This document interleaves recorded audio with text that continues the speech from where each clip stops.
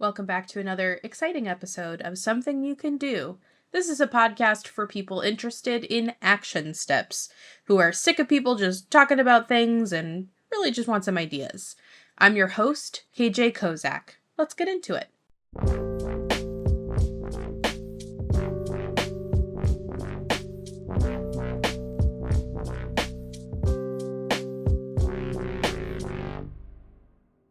Something you can do is send a care package.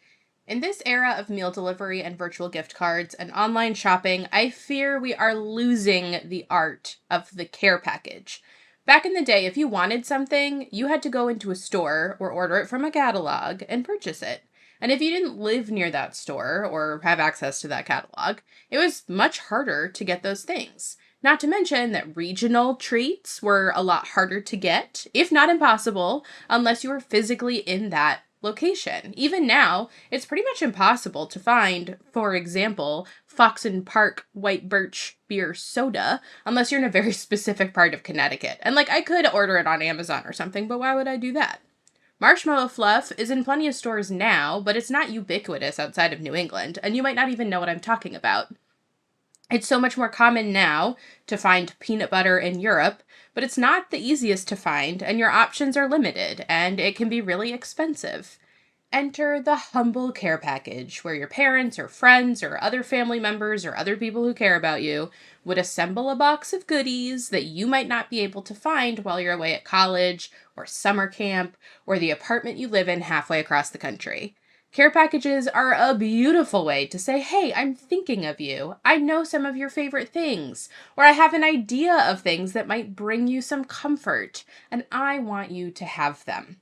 And in my opinion, they're a dying art these days when you can order anything you want from Amazon to arrive tomorrow, or when you can throw a DoorDash gift card in the direction of someone who's going through something difficult. And that's not to diminish those acts of kindness. I do them myself all of the time, but I recently was reminded how fun and intimate and kind it can feel to put together a care package for someone that you really care about. So here we are, discussing it as a thing that you can do. So why send a care package? In my humble opinion, care packages are a great way to show people you care about them, to provide concrete support to people who are struggling, and to help people with specific needs. Care packages send the message to someone that you're thinking of them and that you want to help them in some way. They also can help address a specific need that someone might have without feeling too pushy or like a person has to accept charity. So again, you might send a care package to a college student or a young adult who's missing a home and might have limited resources for small indulgences. You might put together a care package for someone who's having surgery or experience a medical emergency or flare-up of an illness. You might make a care package for someone who's going through a difficult life transition, like a breakup or a divorce or a job loss or the death of a loved one. You might assemble a care package for someone who's going through an exciting transition in their life, like their first office job or welcoming a new baby or moving into a new home. Care packages are, in my opinion, a little more personal and intimate than some other gestures of care and support, like sending flowers or a card.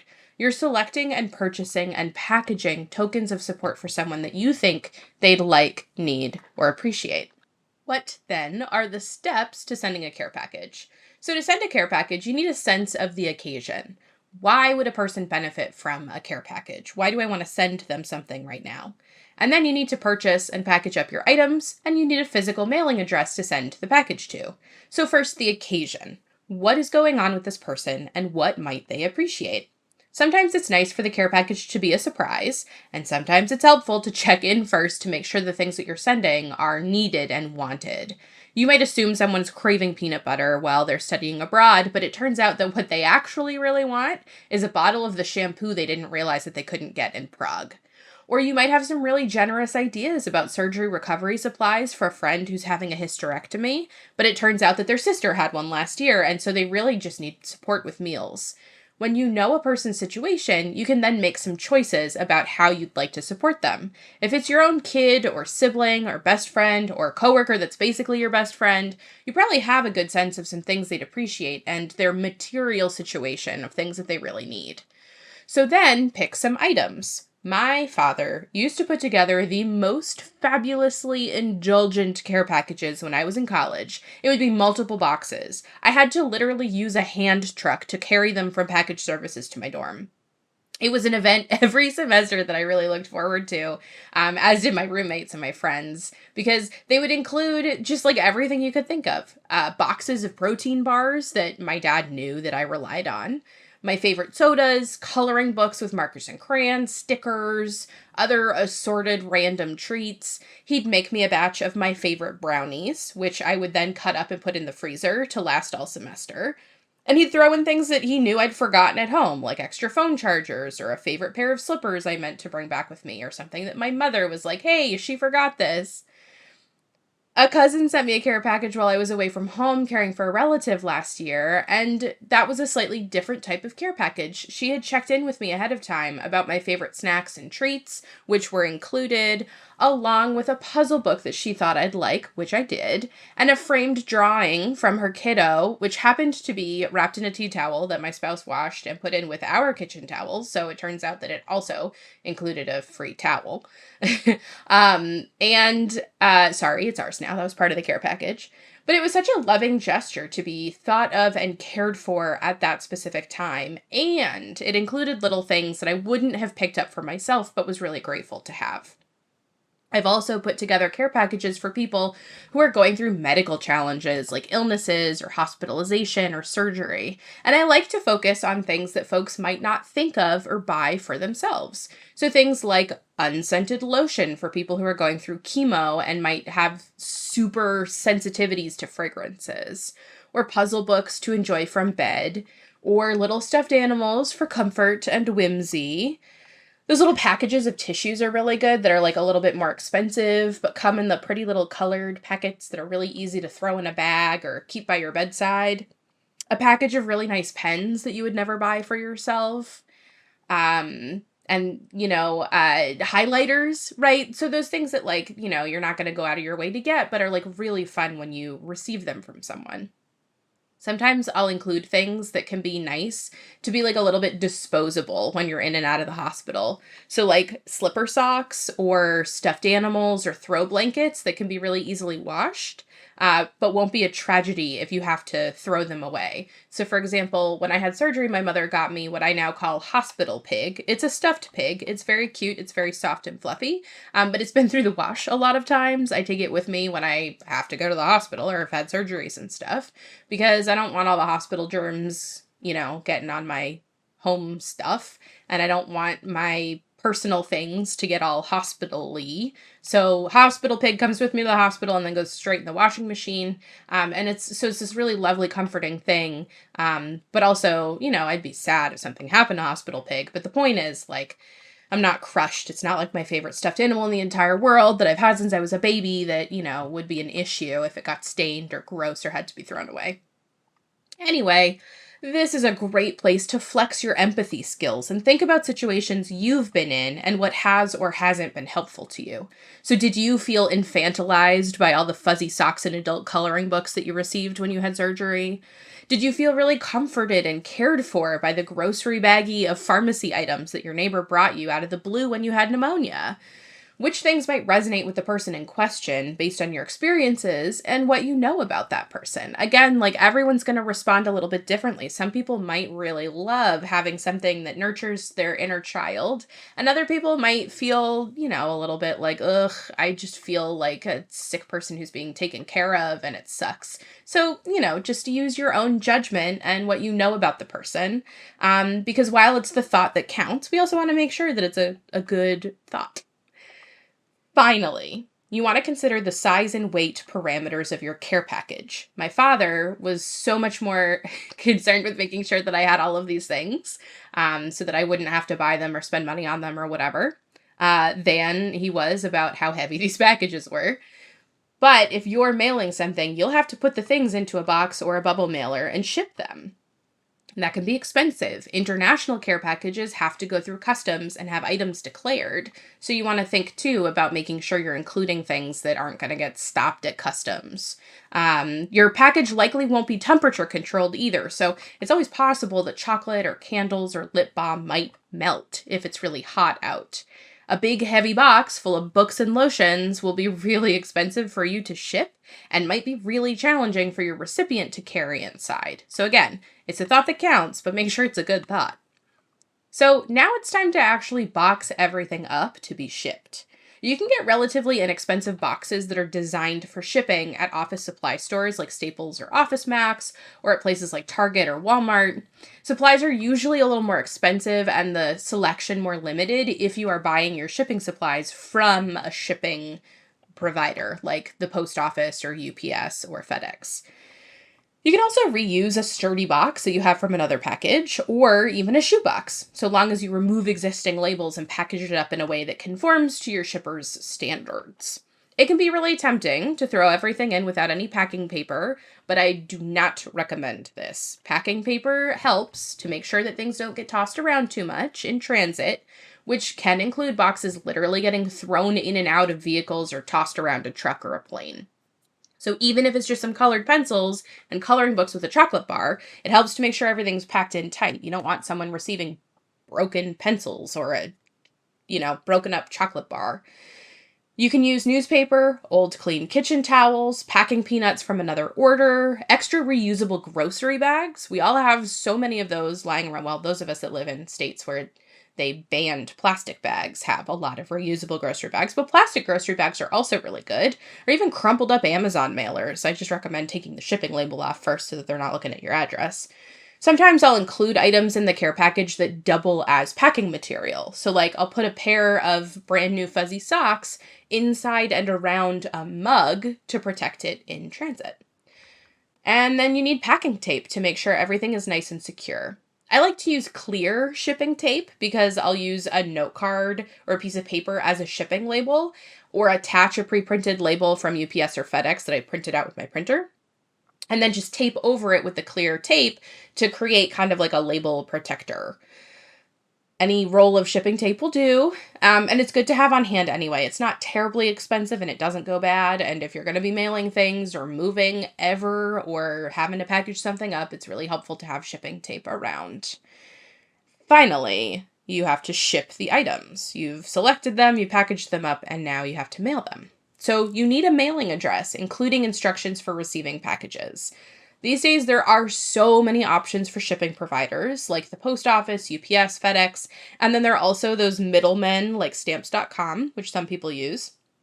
You can set things up online and print out a shipping label and schedule pickup from your house without ever having to go to the post office or UPS. But this does require that you know the weight of your package, and you usually have to have an account through the UPS, FedEx, whatever it is that you're using. You want to make sure that you have the mailing address clearly printed on the package, as well as a return address, which is just your address. If you're printing a label through a provider like UPS, you don't need to also write the address because that shipping label is going to have all of the necessary information. You don't have to write anything else on the box. You should always check with the provider's instructions about where and how to affix your label, like what part of the box it should go on, and if there are any other specific instructions.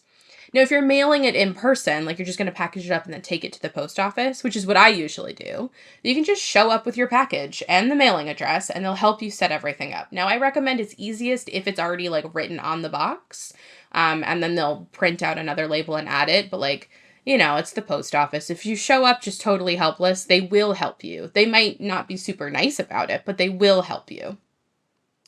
They'll ask you whether there's anything in your package that's fragile or a prohibited item, anything flammable or potentially explosive or hazardous. I don't remember all of the words, but they'll ask you.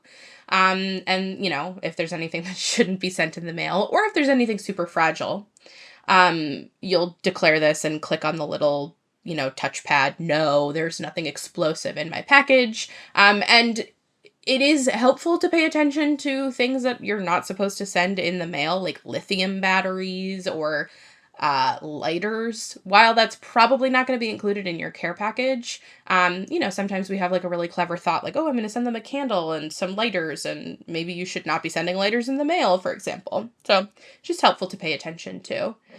They'll also ask you, they might ask you the approximate value of your package in case there's an issue with shipping and a claim needs to be filed. So if that happens, you may be asked if you want to add on any purchase protections or insurance, because if you have to file a claim, it'll go back to whatever amount was declared or estimated to be in the package.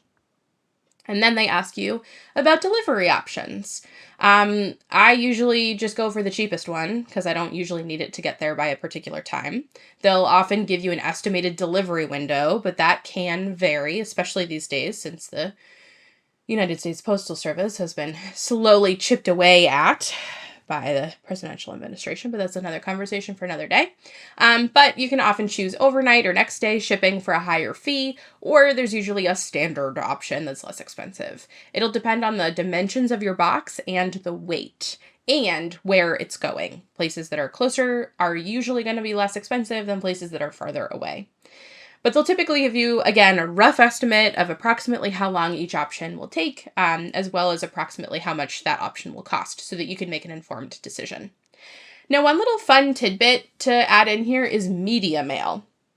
Media mail is a very specific price structure to incentivize sending heavy things like books, CDs, DVDs, and educational material through the mail, through USPS.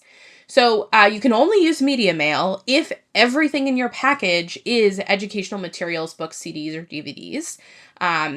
But if you're sending a care package, like if you want to send somebody a couple of books, you could use media mail as your shipping option through USPS, United States Postal Service.